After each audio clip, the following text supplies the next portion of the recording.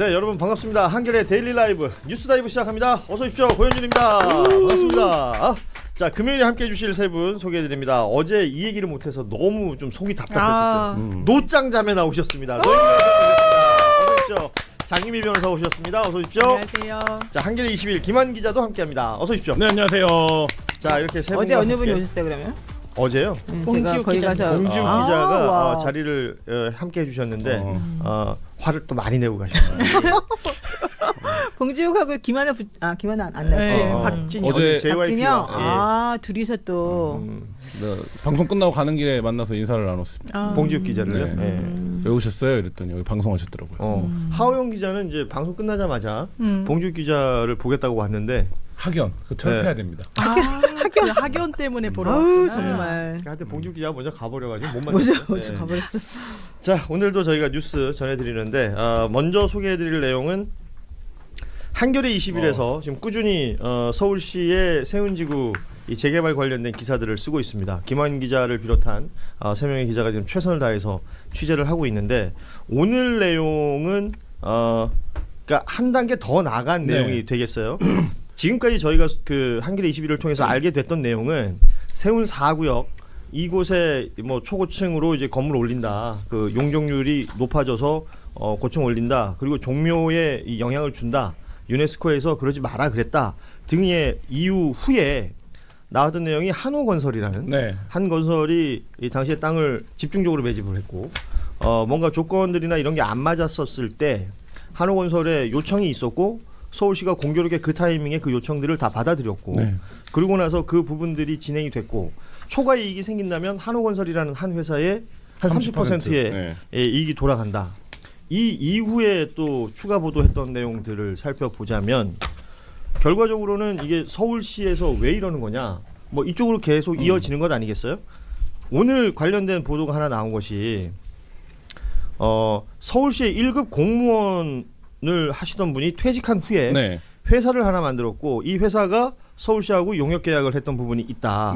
이게 그럼 한호건설이나 이 세운지구의 재개발과 연결이 되느냐? 이 내용을 취재를 하신 거죠. 그러니까 어쨌든 저희가 취재할 때부터 서울시에서 막 부시장급 인사가 한호 일을 봐준다. 그래서 한호가 우리는 용적률 올린다. 우리는 서울시랑 직접 협상한다. 이런 얘기를 하고 다녔다라고 했는데 그 사람이 누군지를 저희가 추적을 했는데 강맹훈 도시재생실장 2020년까지 서울시 1급 공무원이었습니다. 이 1급의 의미는 뭐냐? 이분이 이제 건축직렬이는데 서울시에서 이 건축직렬이 올라갈 수 있는 최고 자리입니다. 최고 자리예요. 그러니까 예를 들면 서울시의 모든 도시 건축 정책을 총괄하는 자리입니다. 근데 이분이 퇴직을 하고 나서 연구소를 차립니다. MK 도시연구소라는 연구소를 차리는데 이 연구소와 한호건설이 자문계약을 맺습니다. 그래 자문계약을 맺어서 저희가 직접 입수한 계약서랑 세금계산서 등을 확인하면 최소 3억 6천 그리고 지급된 횟수는 10회. 한 번에 줄 때마다 뭐 한 3천만 원 줄 때도 있고 6천만 원 줄 때도 있고 뭐 이렇게 줘요. 그렇게 돈을 이제 받아갖고 한호건설 본사 사무실에 사무실까지 내줬습니다. 그 계약서 내용에 있어요. 그 계약 내용은 뭐냐? 한호건설이 추진 중인 프로젝트에 대한 자문과 용역이에요. 근데 업무 영역에 보면 이런 게 있어요. 신속하고 정확하고 뭐 이렇게 자문한다. 이게 뭡니까? 다시 말해 어떻게 자문한다고? 신속하고 정확하고 하나가 뭐더라? 뭐 세 가지로 해야 돼요. 그러니까 거의 그 배달이랑 비슷해요. 배달이랑 비슷해. 신속 정확 하나 보더라. 그래서 어쨌든 그런 내용들을 해서 자문계약을 맺고 일을 했는데 그때 한호가 추진하던 게 뭡니까? 세운지구 개발 사업입니다. 그러면 이 사람이 뭡니까? 서울시에서 세운지구 개발 관련된 업무를 총괄하다가 퇴직하고 나서 2년도 되지 않아서 그 업무를 추진하는 민간 회사와 자문계약을 맺고 일을 봐준 거예요. 자, 이거는 이 자체로 그냥 공직자윤리법 위반입니다. 이 자체로만. 이 자체로 공직자윤리법 위반인데 근데 그 과정에서 이 사람이 자문을 하는 기간에 한호 입장에서는 놀라운 일 두 가지가 일어납니다. 첫 번째 놀라운 일.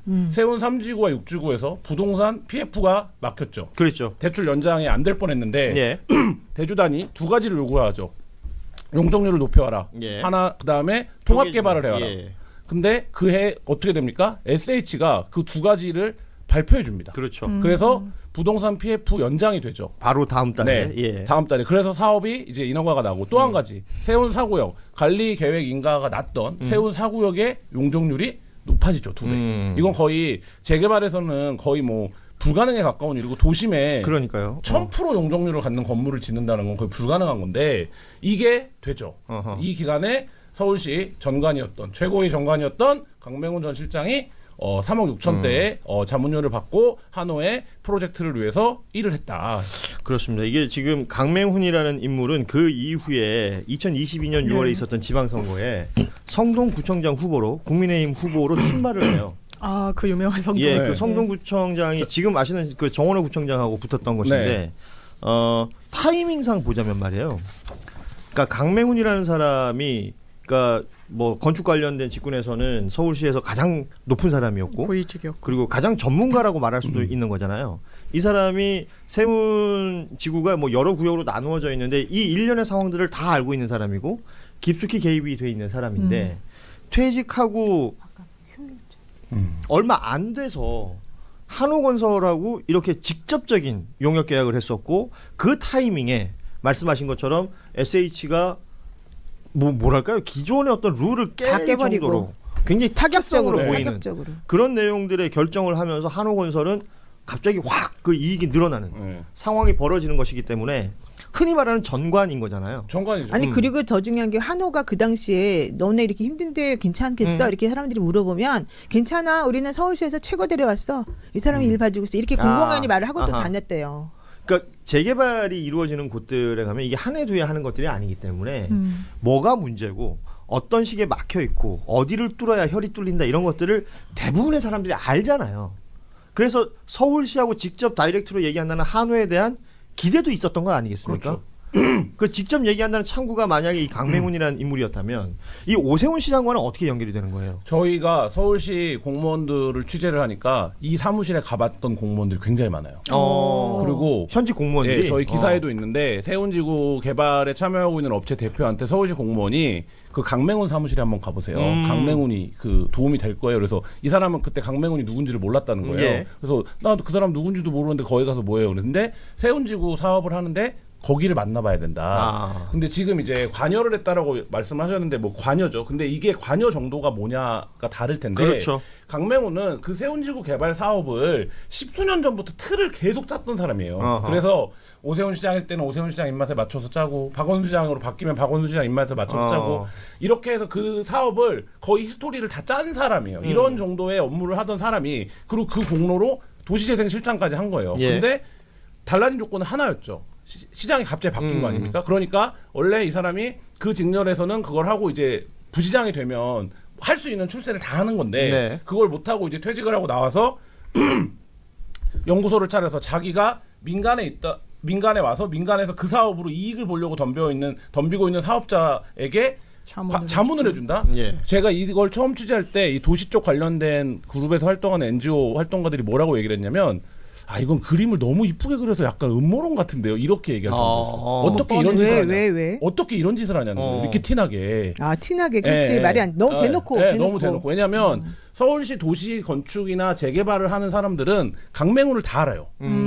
왜냐하면 과장 때부터 그 부서에만 예, 있어왔기 예. 때문에. 그렇기 때문에 서울시에 어지간한 그 재개발을 건드려왔고 오세훈이 강맹훈이 성동구청장에 나왔을 때 여러 차례 유세 지원을 갔습니다. 같이 가죠. 예, 근데 이때 뭐라고 얘기하냐면 계속 얘기하는 게 서울시 주택개발 도시개발에 전부 기여했던 전문가다라고 소개를 해요. 그래서 어쨌든 그때 정원호를 이겨보려고 하는데 그리고 그 2022년 선거가 굉장히 유리한 선거였잖아요. 국민의 입장에서는. 그렇죠. 선거에. 대통령 당선되고 바로 예, 바로 있었던. 있었다. 거의 다 예. 이겼었으니까. 그러니까 그렇게 할 정도로 그런 분야의 전문가인데 서울시에 말하자면 최고 선수 중에 한 명인데 이 선수가 바로 퇴직하자마자 이걸 하고 수억 원대 돈을 받는다? 그럼 이게 저희가 공직자윤리법은 그냥 위반, 이게 업무를 한 것만으로 위반이고 저희가 인사혁신처에게도 확인을 했거든요. 예. 이런 경우에는 어떻게 되는 거냐? 아하. 만약에 자문계약을 맺을 거면 건별로 허가를 받아야 된다. 그러니까 이 계약을 맺어도 되는지. 근데 예. 아무런 이제 그런 조치가 없었기 때문에 예. 그 부분이고 이게 만약에 강맹훈이 자기가 추진했던 정책이 이미 이렇게 될 것을 알고 미리 알고. 네, 이런 방향이 있다라는 걸 알고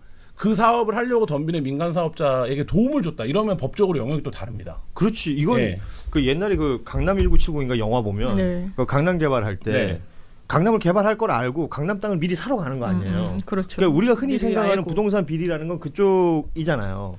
한호가 뭔가 이게 사구역이 막혀 있는 상태에서 거기에 계속 땅을 집중적으로 매집했다. 그러니까 한겨레 21에서 지적도를 전체 전수조사를 했더니 그중에 30%가 한우가 샀더라. 네. 라는 것부터가 시작 아닙니까? 그러니까 취재 저희가 시작. 한우한테 땅을 판 토지주들도 처음에 한우가 땅을 사러 들어왔을 때 얘네 땅을 왜 사러 들어온 거지? 이게 그때는 어차피 그 개발 이슈가 예, 없었으니까. 관리처분 인가가 다 나서 개발 이익이 이미 빤한데 예. 왜 갑자기 한우 같은 프로가 여기다 땅을 산다는 거지? 생각을 했던 그러면 한우는 거기다 땅을 그럼에도 불구하고 그리고 그때 한우가 살 때는 이미 난 관리처분 계획 인가에 따라서 토지 가치가 다 올랐을 때예요. 그렇죠. 근데도 한우가 들어온 거란 예. 말이죠. 그러면 한우는 그때 우리가 무조건 용적률 올릴 수 있어. 그렇지. 이 확신이 그거 없으면 없으면 들어올 안 수가 하지. 없다는 거죠. 그래서 그걸 알고 들어왔다. 근데 그 알게 되는 과정에 이 강맹훈이라는 사람이 어떤 작동을 했다면 대단히 이거는 문제가 엄청난 있는데요. 거지. 그래서 저희가 지금 세 차례에 걸쳐서 주요하게 보도를 했는데 첫 번째가 이 용적률을 상향을 하면 개발이익 2배가 되는데 이 개발이익의 30%를 민간업자 하나가 먹는다. 그렇죠. 이거였고 두 번째가 근데 이 용적률을 상향하는 게 개발계획의 변경인데 이 주요한 개발계획의 변경을 하면서 설계를 공모를 하거나 입찰을 하지 않고 히림이라고 하는 수의 계약이 김건희의 이루어졌다. 김건희와 예. 가장 가까운 회사한테 수의로 520억을 대 계약을 했다. 근데 그 주에 말하자면 그 전에 국제공모 당선된 업체가 우리가 이거 계획을 다시 짤까요라고 했는데 SH가 그걸 씹고 바로 그냥 히림을 줘버렸다. 예. 수의 계약으로. 요거고 지금 세 번째. 그럼 이 과정이 어떻게 이루어졌지? 그렇지. 여기서 우리가 로비스트로 활동을 했던 서울시의 최고위직 전관이 수억대 자문료를 받고 활동을 했다. 요거까지를 이제 그렇습니다. 밝혀. 이게 겉으로 드러난 것만 4억 6천이겠지. 실제로는 더 많은 돈을 어떻게 받았는지 그런 건 이제 충분히 확인해봐야 의심할 수 있는 되겠죠. 내용이죠. 제사- 지금 그 사진 좀 띄워주실래요? 강맹훈이라는 사람이군요. 인물이 성동구청장에 출마했을 때, 요건 지금 그 전자세금계산서였고, 그러니까 구청장 출마했을 때 오세훈 시장이 가서 이제 지원 유세했던 합동유세요. 내용이에요. 예. 그래서 보면 그때도 뭐 계속 그 얘기했다는 거죠. 서울시 도시개발에 전부 관여한 사람이다. 성동구도 그것 때문에 여러분 잘 살 수 있습니다. 뭐 이런 취지의 지원이 있었다는 것이고, 자 강맹훈이라는 사람이 회사를 만들어서 지금 3억이 넘는 그 용역비를 받았다. 이게 강맹훈의 뭐 어찌 보면 이익이라고 보자면, 그럼 오세훈 시장한테는 어떤 이익이 있을까? 연결을 시켜 보자면 생각할 필요가 있는 것 아니겠어요? 그렇죠. 왜냐하면 종묘에 갑자기 빌딩 지어서 종묘에 그 경관을 해치는 그 일을 한 때에는 뭔가 바라는 게 있으니까 했을 거 아니에요. 그렇죠. 뭐라고 의심할 수 있을까요? 수사를 해봐야죠. 이게 잘 되길 거기까지는 말하기가 바랬고 조심스러운 건가? 아직 모르는 연결고리를 수사를 역할을 하는 사람으로 이 강맹훈 이 사람이 역할을 한 것 같고 근데 저는 처음에 그걸 여쭤보고 싶어요. 이거 취업 제한에 안 걸리나? 근데 아까 되게 노골적으로 했다고 네. 평가한다 그랬잖아요. 근데 노골적이 아니라 좀 자기는 이제 자문 회사를 차린 거 아니에요. 말 그대로. 그러니까 자문료 명목으로 이제 자문을 뭘 하는지까지는 사실 알기가 좀 어렵잖아요. 어려우니까. 사실 이게 취재가 쉽지도 네. 않으셨을 테고.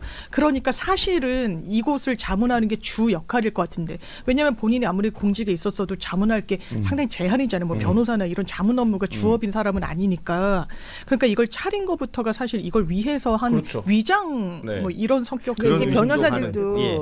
그 검사나 판사나 이런 사람들이 그 옷을 벗으면서 이제 변호사를 등록을 하잖아요. 등록을 할 때 지역도 이제 제한을 하지만은 예. 본인이 그 전에 했었던 업무와 관련된 그 수사나 혹은 뭐 재판과 관련된 그 건이나 그 사람들을 대리하지 못하게 되어 있어요. 예, 예. 근데 그게 지금 사실 이 공직자윤리법 여기에 지금 다 똑같이 적용이 되는 거라서 나가려고요. 원칙적으로는 자문이라고 하는 큰 틀에서 그냥 뭔가 맞는 것 자체를 못하기는 못해도 맞아요. 자문을 하면은 그 구체적으로 그 내용이 이 사람이 옛날에 하던 업무랑 똑같은 거다 내지는 관계가 돼 있는 거다 그러면 안 돼요. 그래서 아까 좀 전에 우리 기자님 말한 것처럼 건별로 이거를 컨펌을 받아라라고 하는 게 바로 그 얘기였거든요. 근데 지금 그런 거 하나도 안 하고 자기네는 그냥 두리뭉실 그렇죠. 넘어갔다는 예. 거잖아요. 그러니까 취업을 하는 거랑 자문을 하는 게 달라요. 다르니까. 예, 예. 취업을 하면 더 말하자면 그건데 이거 자문도 근데 지금 이제 저희가 유권 해석을 받은 건 본인이 수행했던 업무에 대한 거는 하면 안 되는 안 거예요. 되지. 예. 그거는 만약에 그걸 할 거면 허가를 받아야 되는 예. 거예요. 근데 그런 과정 없이 이제 진행이 된 거고 통으로 그냥. MK 도시연구소는 사실상 1인 법인입니다. 그러니까 그렇지. 이 일하는 사람이 강맹훈밖에 없어요. 그리고 계약서상에 뭐가 명시돼 있습니까? 사무실 사무실을 제공하는 한호에 거. 두겠다라고 하고 있어요. 예. 그럼 이거는 뭡니까? 그러니까 이거는 어떻게 설명해도 설명이 안 된다. 그렇죠. 한우의 이익을 위해서 움직였다라고 충분히 볼 수 있기 때문에 의심스러운 상황이고 공직자윤리법 등등 이걸 살펴야 됩니다. 그리고 오세훈 시장과의 연결이나 이 부분들은 뭐 수사가 필요하다면 수사 아니면 이제 또 한겨레 21에서 꾸준히 취재를 하겠죠. 이게 후속 보도가 지금 준비가 됩니까? 네, 뭐 후속 보도를 준비하고 진짜 있고요. 끝까지 판단해요. 이제 그 2017년 국제공모에서 당선됐던 네덜란드 업체인 K캅이 서울시가 너무 거짓말을 많이 한다. 이런 이제 그 생각들을 갖고 있는데 여기도 이제 여러 공모들이 지금 하고 있는 상황에서 그러니까 그런 쪽에 이제 케이크카카에 관련된 부분들을 좀 집중적으로 해서 왜 어쨌든 이거를 히림에 주게 됐는가 예. 이 부분이 어쨌든 중요하기 때문에 그 부분이랑 그 다음에 말씀하신 대로 강맹훈이 서울시에 가서 작업을 하려면 서울시 공무원들을 만나거나 서울시에 의사결정을 할 수 있는 사람을 움직여야 되는 거잖아요. 예. 뭐 그 부분 요걸 좀 살펴보려고 하고 있습니다. 자, 뭐 지금 한호라든지 아니면 그 이후에 또 얘기됐던 히림이라든지 한겨레 20일 보도 이후에 또 뭐 반박을 한다던가 자신들의 입장을 내는 자료들도 충분히 있습니다. 한겨레 20일 뭐 온라인판 아니면 뭐 이렇게 잡지 직접 구입하셔서 보시면 자세한 내용들이 있으니까 예, 요 부분은 요 정도로 정리하고 후속 보도가 네. 있으면 또 저희가 전해드리도록 하겠습니다.